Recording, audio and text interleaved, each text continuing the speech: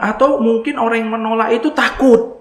Takut kenapa? Nanti kalau datang kemari sebelum pilkada, nanti suara dari salah satu calon wali kota, wakil wali kota nanti jadi berkurang suaranya gini segala macam.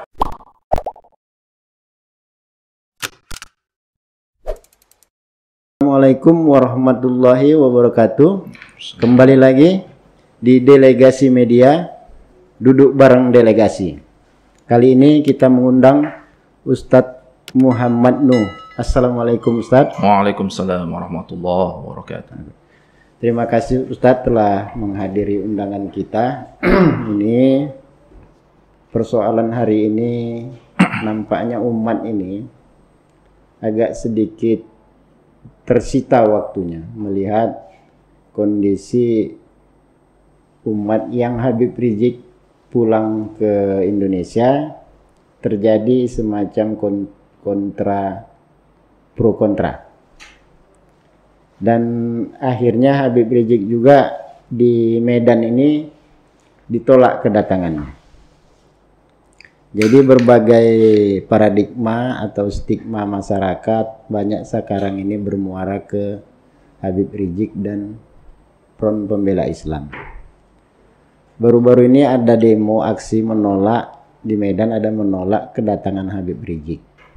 Ada elemen masyarakat dan khususnya umat Islam, sekelompok umat Islam, sebagian umat Islam ini menolak kedatangan Habib Rizik. Ini pandangan Ustadz terhadap penolakan Habib Rizik ini bisa Ustadz jelaskan? Silakan Ustadz. Bismillahirrahmanirrahim. Assalamualaikum warahmatullahi wabarakatuh. Alhamdulillah rabbil alamin. Allahumma shalli wa sallim ala sayyidina Muhammadin wa ala alihi wa ashabihi ajma'in. Amma ba'd. Tentunya sebelum saya jawablah pertanyaan dari moderator tadi, salam hormat saya lah buat delegasi podcast ini yang tentunya sudah memberikan sesuatu yang bermanfaat untuk bisa dilihat masyarakat luas, tentunya sebagai delik informasi yang dimana belakang-belakangan ini menjadi viral. Dan tentunya ini adalah salah satu bentuk hal yang paling bagus menurut saya, sehingga masyarakat yang belum tahu pun jadi ikut tahu dia tentang adanya pro dan kontra kejadian yang sekarang ini. Menyangkut tadi masalah Abang Hendra tadi menanyakan sesuatu kepada saya, tentunya yang pertama kita ambil adalah awal mula hal ini terjadi. Gitu ya. Kenapa penolakan Habibana Dr. Muhammad Rizik Syihab ditolak di Sumatera Utara ini, khususnya di Medan. Jika mau datang ke Medan banyak penolakan, ada di mana-mana, kan begitu. Ini awal mulanya dari mana? Kan begitu dia. Jadi mencuaklah hal yang seperti ini terjadi belakangan kemarin setelah Habibana Dr. Muhammad Rizik Syihab datang pulang setelah lama berbulan-bulan ada di Mekah, pulang ke negerinya, ke Indonesia ini, barulah timbul polemik seperti ini ketika beliau berceramah. Awal mula dia berceramah ini karena ada sebab-sebabnya juga, kan begitu. Ada seorang wanita yang dia mengatakan bahwasannya gelar Habib itu punya apa? Tukang obat. Gitu. Jadi yang punya gelar Habib ini kata tukang obat. Ini saya sebagai seorang masyarakat biasa, seorang masyarakat biasa ini menilai ini sudah salah besar. Kalau katanya tadi tabib, mungkin ya tukang obat. Tapi ini kata yang dapat gelar Habib ini katanya adalah tukang obat. Tentunya ini kan salah satu bentuk hal yang menjadi viral akhirnya yang katakan wanita ini tadi. Lalu banyaklah ustaz-ustaz kita berkomentar tentang masalah apa yang dia ucapkan. Sampailah kepada ceramah Habibana Dr. Muhammad Rizik Syihab yang tentunya ketika beliau menyampaikan ceramah di pernikahan putrinya Nah, pada saat itu lalu dia bilang ada lonte yang ikut campur gitu kan, ikut campur mengatakan menjelek-jelekkan Habib kan gitu. Itu ada video apanya ada di YouTube. Nanti delegasi bisa melihat kan begitu. Ada lonte ikut-ikutan jelek-jelekkan Habib kan seperti itu. Ini gara-gara kalimat lonte tadi ini jadi viral. Ini ulama kok seperti ini kan begitu. Ini ulama kok ngomongnya seperti ini kan begitu. Akhirnya timbullah polemik seperti ini dan di mana-mana dijadikanlah sebagai stigma miring buat musi tidak percaya kepada orang yang memang ingin mengambil keuntungan dari orang-orang yang membuat musi tidak percaya ini supaya Habib Rizik ini dibenci oleh umat-umat yang memang latar belakangnya dia awam terus ikut-ikutan akhirnya mengatakan bahwasannya seorang Habib seperti itu, imam besar seperti itu nggak pantas diikutin karena cakapnya kotor, katanya seperti itu. Akhirnya berpolemik lanjut sampai ini dan semalam itu saya lihat ada penolakan, ada poster, ada spanduk-spanduk yang tentunya dipajang, digantung di setiap simpang. Penolakan Rizik Syihab datang ke Medan. Ini salah satunya adalah hal yang lucu kita lihat. Pada saat dia penolakan itu ada juga orasi segala macam, tapi yang orasi itu katanya maklumat Islam, tapi yang datang sedikit. Gitu ya. Dan yang lebih banyak itu yang pro-nya itu untuk datang Habib Rizik Syihab itu ke Medan gitu. Untuk apa? Kalau sepengetahuan Ustadz, agenda Habib Rizik ke Medan itu untuk apa?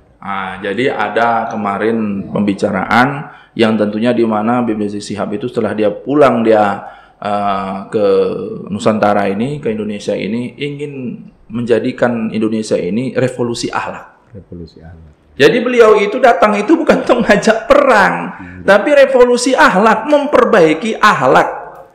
Akhlak para tentunya generasi-generasi penerus Islam yang sekarang ini sudah hampir mundur ke belakang, tidak paham dengan Islam. Banyak yang memang ada sebagian yang kembali kepada jalan lurus, ada juga sebagian yang ke jalan bengkok. Dan ini yang jalan bengkok ini ingin diperbaiki bersama-sama ulama dan bersama Habibana Dr. Muhammad Rizik Syihab ini untuk revolusi akhlak. Jadi kemarin itu revolusi akhlak, bukan untuk ngajak perang, enggak. Cuma begini Ustadz, dari agenda Habib Rizik tadi yang mau revolusi akhlak, ceramah lah kita katakan kan, dikaitkan dengan kejadian peristiwa cacian atau makian daripada seorang perempuan tadi. Ini penolakan ini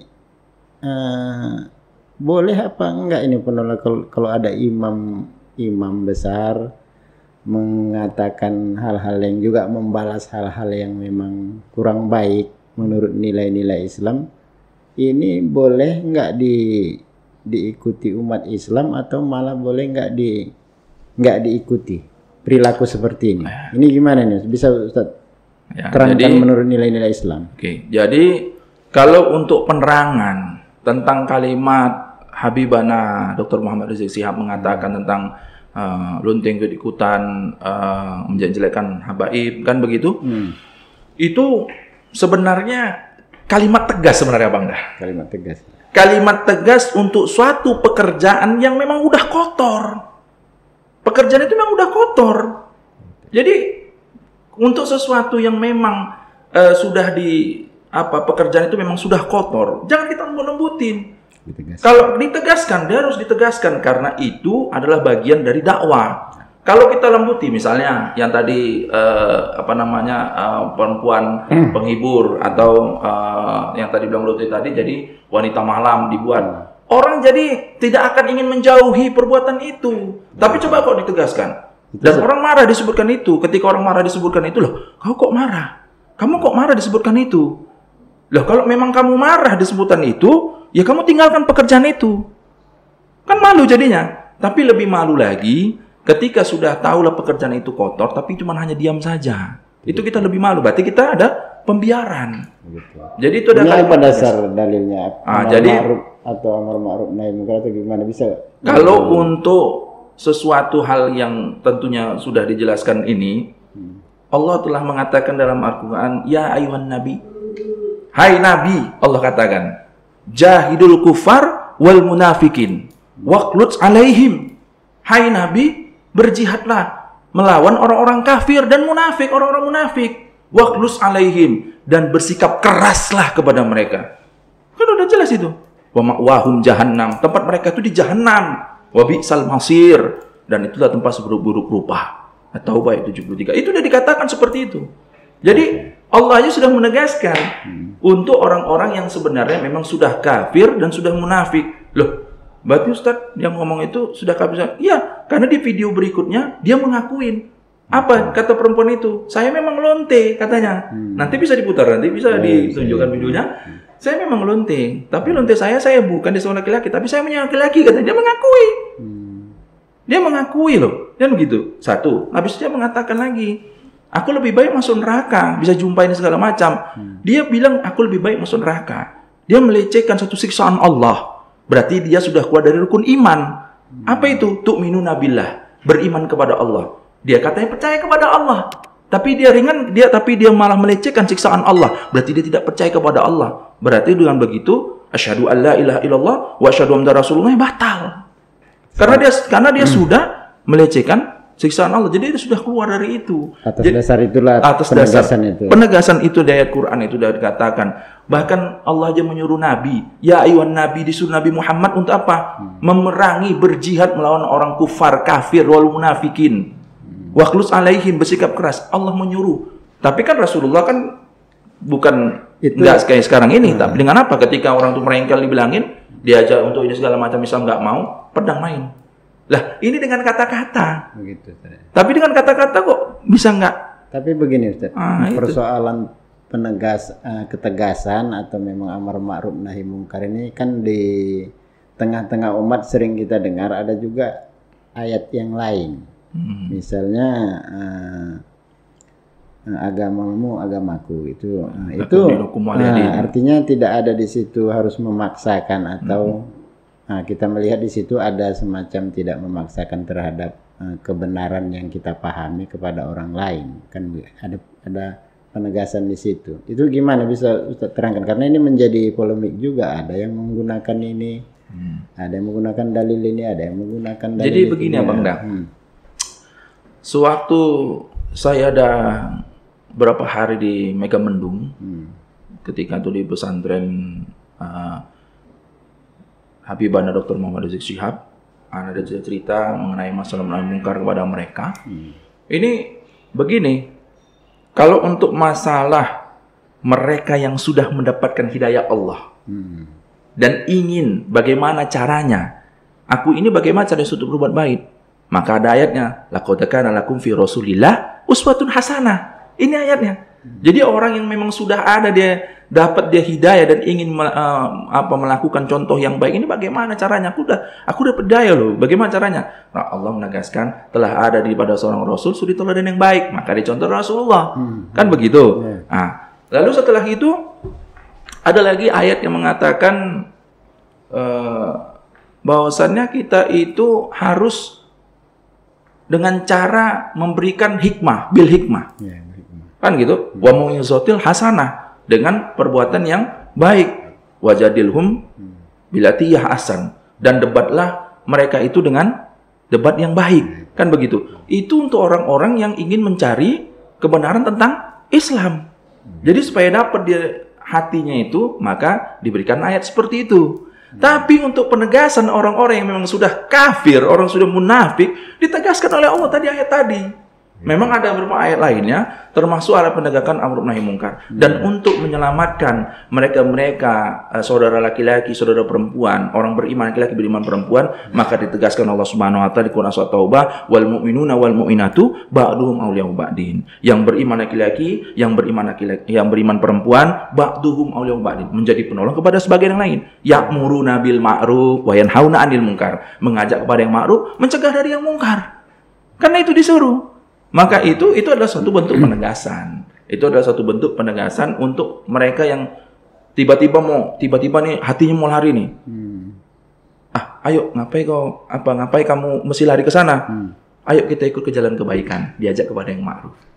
Sampai ke sana. Ketika melihat kawannya melakukan kemungkaran, ini nggak bisa seperti ini. Kalau kamu tidak mengubarkan ini, aku terpaksa untuk mengubarkan ini dengan paksa. Jadi ada hal seperti itu konteksnya dalam Al-Quran.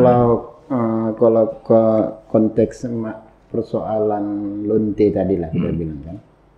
Ini ada nggak penyebutan lonte atau penabalan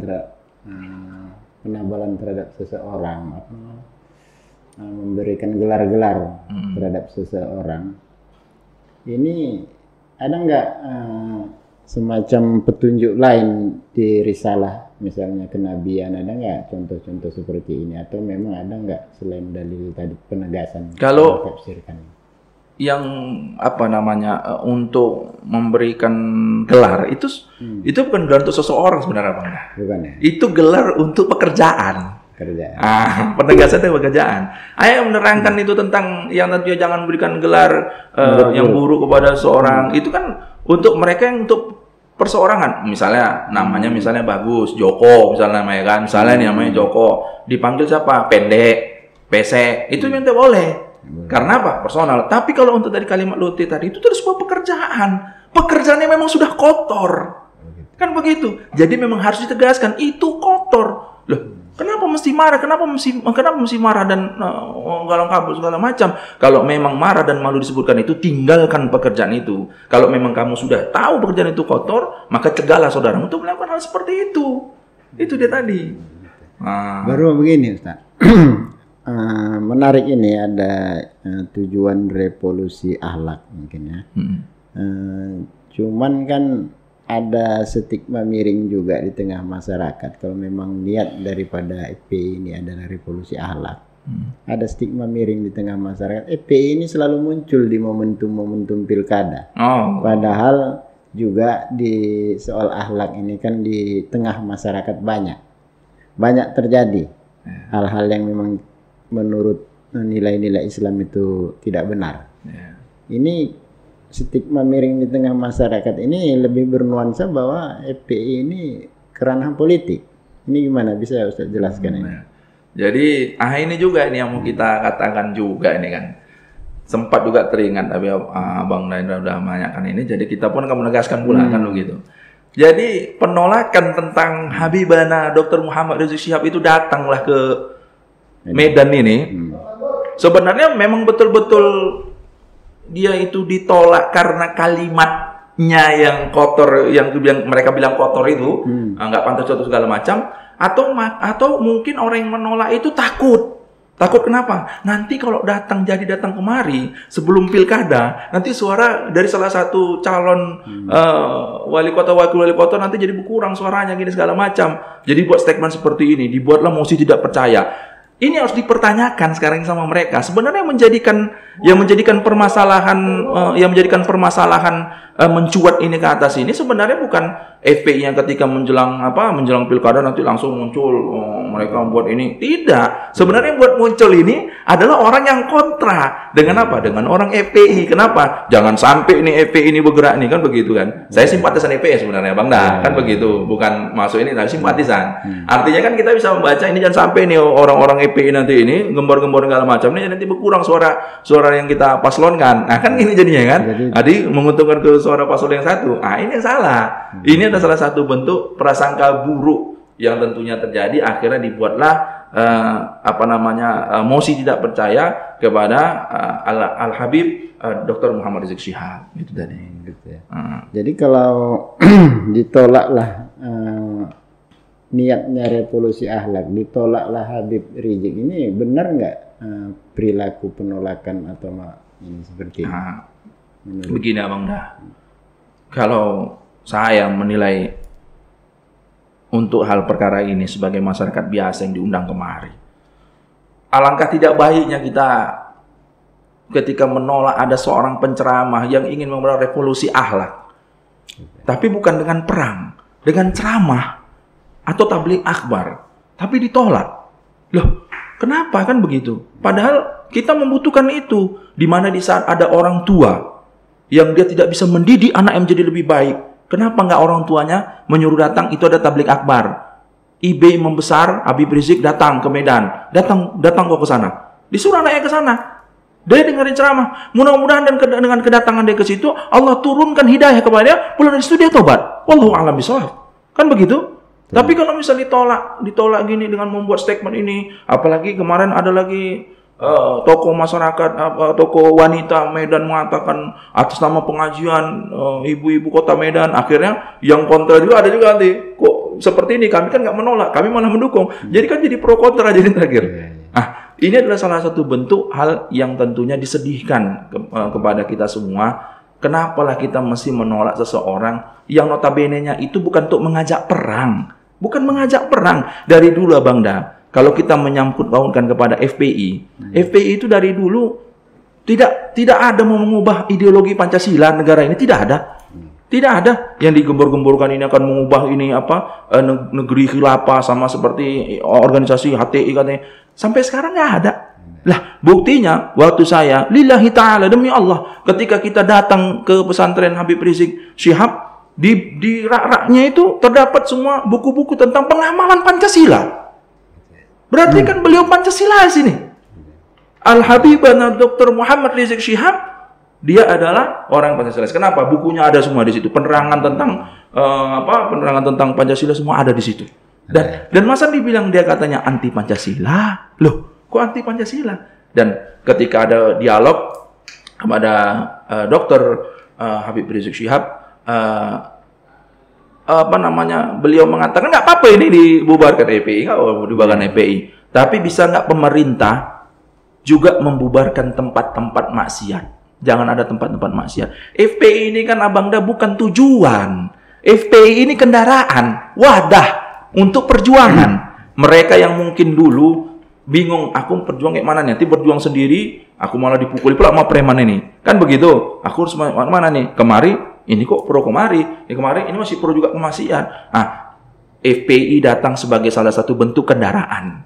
Kendaraan apa? Untuk perjuangan Islam. Dan selama ini, Masya Allah, FPI itu memberikan hal kebaikan. Sebenarnya itu memberikan kebaikan. Tetapi yang disorot mana media, mohon maaf Abang Nah, yang sering disorot media itu yang pada waktu mau ngancur-ngancurin aja. Kan begitu? Yang waktu ngamuk-ngamuknya. Tapi waktu ada datang utusan untuk tempat maksiat, negosiasi tentang ini, ya ini bubarkan lagi, gini bulan puasa gini. Itu nggak ada diinikan. Sampai setahun lebih tempat maksiat itu diinikan, itu nggak ada diekspos. Tapi gitu giliran masyarakat dan FPI mengambil tindakan tempat maksiat yang ini, langsung beritanya berita gurudu. Seminggu tuh diberitakan FPI berbuat keonaran. Tapi tentang kebaikan nggak ada.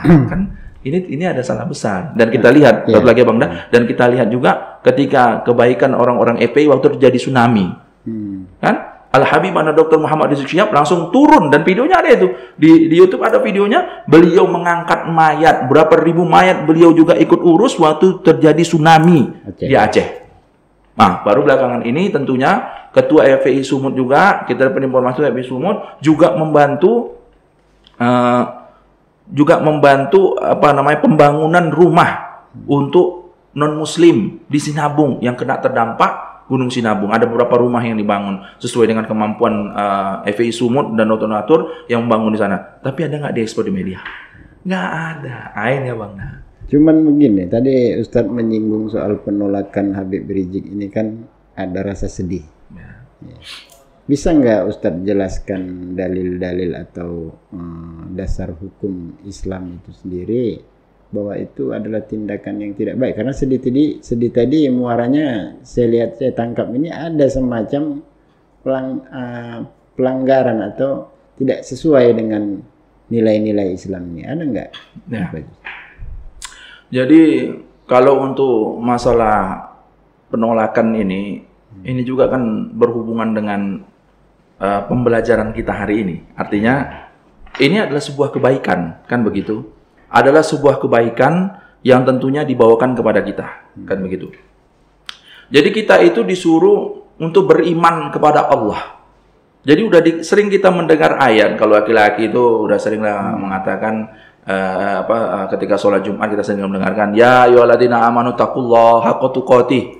Hai orang-orang beriman, bertakwalah kepada Allah haqqa tuqatih, dengan sebenarnya beriman. Kan begitu katanya. Tetapi ketika ada datang kepada dia untuk meningkatkan keimanan dirinya, dia tolak.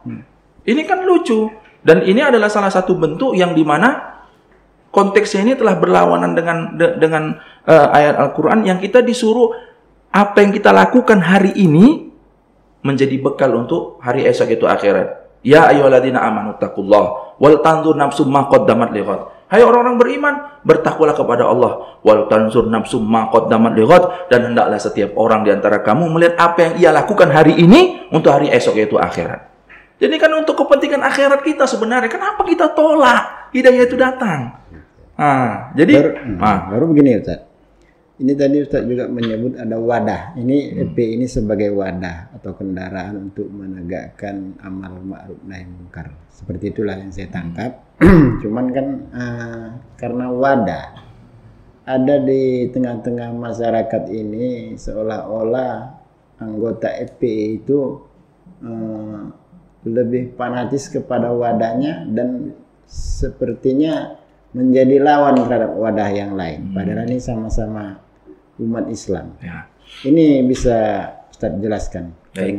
Jadi Front Pembela Islam itu seperti kata Habibana Dr. Muhammad Rizik Syihab mengatakan FPI ini sebagai kendaraan untuk perjuangan. Kan begitu kata beliau. Tetapi bukan berarti anggota FPI itu langsung mengkultuskan FPI itu yang paling baik. Jadi ormas-ormas Islam lainnya tidak baik. Tidak, itu tidak benar. Bahkan ormas-ormas Islam lainnya, termasuk MMI, Majelis Mujahidin Indonesia, ada Muhammadiyah, NU, baru ada Persis, ada yang lainnya, kan begitu. Itu juga ada salah satu bentuk kendaraan perjuangan juga, perjuangan Islam, kan begitu. Jadi kalau dikatakan fanatik, anggota FPI itu fanatik kepada mengkultuskan FPI itu adalah yang paling baik, dan ormas lain tidak baik, itu ada salah besar. Karena sesuai dengan kata Al-Habibana Dr. Muhammad Rizik Syihab, beliau mengatakan bahwasannya itu bukan hal seperti itu, yang lain juga ikut berjuang. Karena waktu dibentuk FPI ini tahun 1998, 17 Agustus 1998 itu dibentuk, itu semua ormas-ormas Islam hadir semua pada saat itu. Yang dibentuk itu hadir pada peresmian itu. Jadi bukan berarti, tapi sekarang ini ada yang yang membuat rusuh di dalam ormas-ormas Islam lainnya ini untuk membenci kepada FPI, membuatlah momok kepada FPI bahwasanya orang-orang FPI itu mengkultuskan FPI yang paling bagus. Tidak. Itu tidak benar. Ormas-ormas Islam lainnya pun juga turut ikut berjuang membantu perjuangan Islam. Kan begitu? Dan mereka juga adalah saudara dari FPI sebenarnya. Saudara dari FPI, sama-sama saudara FPI untuk berjuang dalam jalan agama Allah Subhanahu wa taala. Ini. Cuman begini, Ustaz. Dengan adanya wadah, ini kan sepertinya umat Islam ini kan menjadi terkelompok-kelompok walaupun ada niatan dari pendiri atau penggagas dari wadah itu sendiri tidak semacam pengelompokan. Tapi toh di bawah ini yang anggotanya ini menjadi berkelompok-kelompok ini, sehingga sepertinya seperti pecah dia. Ini bisa Ustaz jelaskan? Baik, jadi sebenarnya kalau untuk dibilang berkelompok-kelompok, Abang Dah, ini sebenarnya bukan berkelompok sih sebenarnya, karena di mana mereka juga yang berjuang ingin mencari kenyamanan ya, artinya kenyamanan ini. Ikut kemarilah ke FPI, ikut ke MMI lah, ikut ke Persis lah, atau ikut ke NU, ke Muhammadiyah. Jadi sebenarnya ini bukan digolongkan berkelompok-kelompok, tapi ada orang-orang yang tentunya oknum-oknum. Nah, tanda kutip nih, oknum-oknum yang ingin mencari keuntungan dari ormas-ormas yang dia tunggangin. Jadi bukan kita bilang juga namanya FPI juga bagus, tidak, tapi ada juga ormas-ormas yang tentunya mencari keuntungan di dalam FPI atau di dalam ormas lainnya. Tetapi kalau kata kata habaib kami yang tentu pernah memberikan tahu kepada kami, kalau orang masuk FPI itu ada mencari keuntungan, itu akan tersingkir dengan sendirinya katanya. Seleksi alam katanya. Jadi sebenarnya yang membuat rusuh di dalam itu, sebenarnya membuat kekacauan itu semua adalah orang-orang sebenarnya yang ingin mencari keuntungan di organisasi yang ia tunggangin. Sebenarnya seperti itu. Tapi anggota-anggota yang lainnya yang bertemu satu sama lainnya ya tetap bersalaman juga, tetap berteman juga. Tapi yang malah heboh ini orang yang ini payah ini. Ini kalau misalnya dia ikut ini nanti bagianku jadi tipis, ini kayak gini. Seperti itu dia Bang. Namun begini Ustaz, kalau merujuk dari sejarah Nabi lah atau nilai-nilai keislaman, ini tadi Ustaz bilang FPI ini sebagai wadah kan, wadah untuk mencapai nilai-nilai Islam tadi kan. Ada nggak di dalam sejarah Nabi atau dalil-dalil yang lain perjuangan Islam itu harus membentuk wadah atau memang langsung? Ini bagaimana bisa jelaskan itu? Jadi kalau untuk sejarah Islam yang dimana apakah ada kira-kira di zaman Rasulullah berkelompok-kelompok buat seperti ini, berormas kan, berpartai, ya sebenarnya tidak ada, sebenarnya nggak ada. Ini kan muncul karena kita mengikuti sistem demokrasi, demokrasi terbuka. Berarti orang bebas untuk membuat apa aja, yang penting sesuai dengan tujuan yang dimaksud, yaitu apa, kebaikan, kan begitu. Tapi kalau kita nanti insya Allah kalau benar-benar memang terbuktilah khilafah atau sistem kenabian, pemerintahan kenabian itu memang terwujud, maka ini pasti sudah tidak ada lagi ormas apa segala macam, pasti sudah tidak ada lagi. Kenapa? Pasti orang tujuannya mardotillah, ridho kepada Allah. Semuanya pasti perjuangan itu menuju kepada satu seperti yang diajarkan Rasulullah Muhammad SAW. Itu tadi. Tapi ini timbul ini kan karena yang tadi, karena ada sistem demokrasi terbuka yang tadi, orang bebas mau bentuk apa pun jadi, kan begitu. Kalau tidak dibentuk wadah ini apa nggak bisa jalan? Kalau tidak dibentuk wadah ini Abang banyak dari kalangan yang mereka ingin membentuk ini sebenarnya takut kalau nggak ada ini nanti jadi tujuan itu nggak sampai. Karena kita bilang tadi, karena kita bilang FPI itu cuma kendaraan untuk menuju kepada satu tujuan, yaitu apa? Amar nahi mungkar. Kan begitu, yang tentunya di mana amar nahi mungkar itu sesuai dengan Al-Qur'an dan As-Sunnah, kan begitu, sesuai yang diajarkan bagi Rasulullah Muhammad SAW.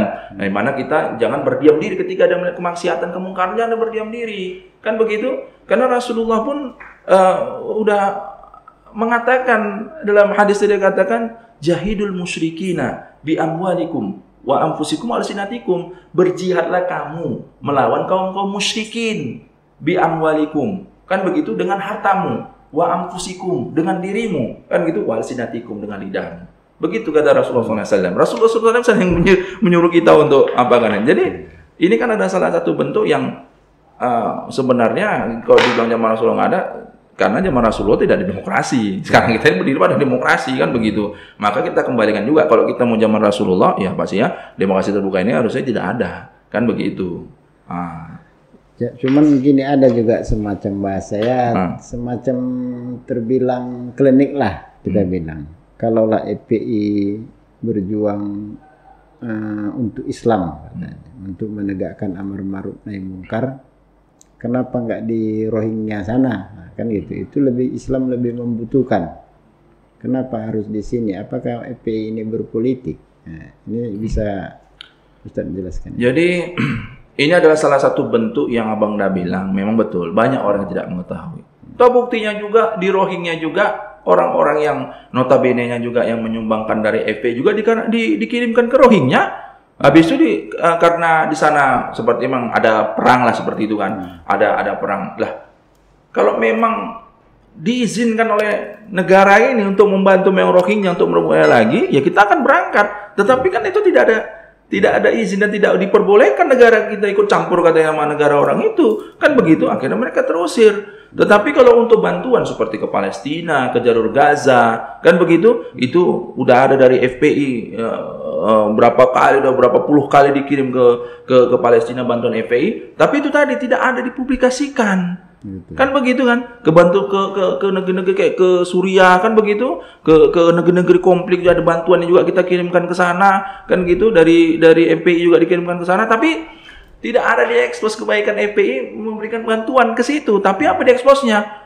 Eksposnya tengok tuh orang FPI itu taunya cuman hanya maki-maki, taunya cuman ngerusak tempat-tempat maksiat, ribut segala macam. aduh, kita ini terlalu dangkal pemikiran kita, Bang, dan melihat itu. Kenapa? Kita ini sebagai orang yang diberikan Allah Subhanahu wa taala akal pikiran untuk berpikir. Ini orang ini kenapa kok menghancurkan tempat ini? Lah, kalau memang menghancurkan tempat itu semua sudah ada proses.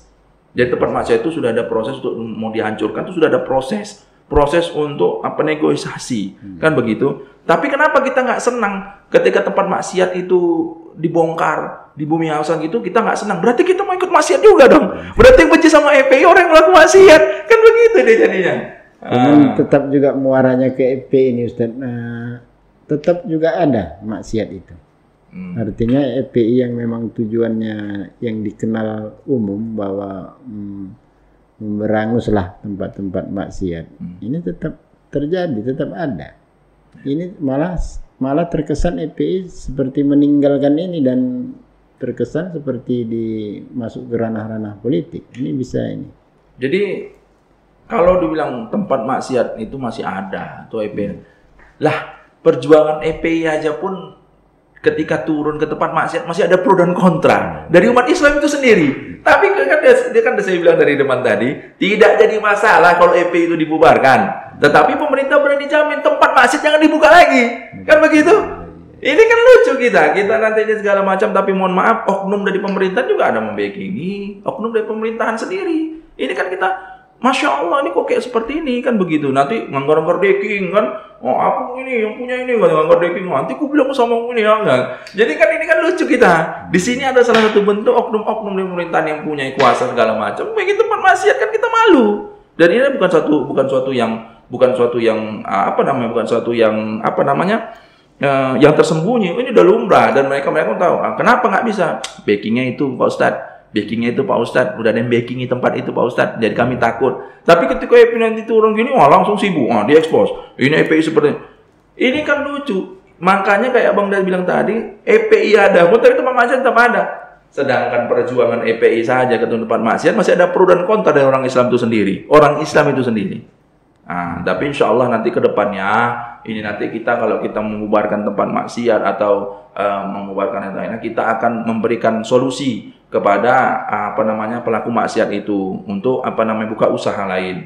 Kalaupun nanti insya Allah diizinkan Allah Subhanahu Wa Taala, ya akan ada mungkin tawaran kepada mereka, udahlah jangan buka ini lagi, misalnya jangan minuman keras lagi. Nanti kalau dia bertanya, aku jadi kerja apa? Udah kami kasih modal, kami kasih modal. Kamu jualannya yang halal, itu kamu putar modalnya. Segini buat modal ini kamu tinggalkan. Insya Allah nanti kedepannya akan seperti itu kita buat. Insya Allah. Dan dengan izin Allah Subhanahu Wa Taala ini nanti akan kita buat. Jadi pelaku maksiat yang ini, ya kita akan berikan modal usaha yang halal. Jadi ini modal. Jadi kita bubarkan tempat dia itu tidak lagi nanti Insya Allah dengan reward segala macam kita kasih. Ini jangan lagi buka seperti ini ya. Ini modalnya ini usaha. Tapi nanti kalau misalnya kamu buka lagi tempat nanti ini nanti akan jadi keributan kalau kamu makin besarkan tempat maksiat kamu.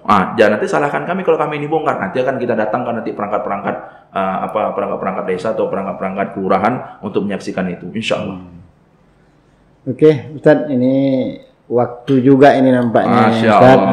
Jadi perlu juga nih closing statement dari Ustadz menegaskan bahwa keberadaan penolakan terhadap Habib Rizik Syihab, kemudian FPI dipandang sebagai hal yang politis. Ini bisa Ustadz berikan keterangan yang jelas di closing statement. Silakan Ustadz. Baik, kepada tentunya saudaraku yang sesama keimanan kita, sholat kita sama, takbir kita sama, ruku kita sama, sujud kita sama.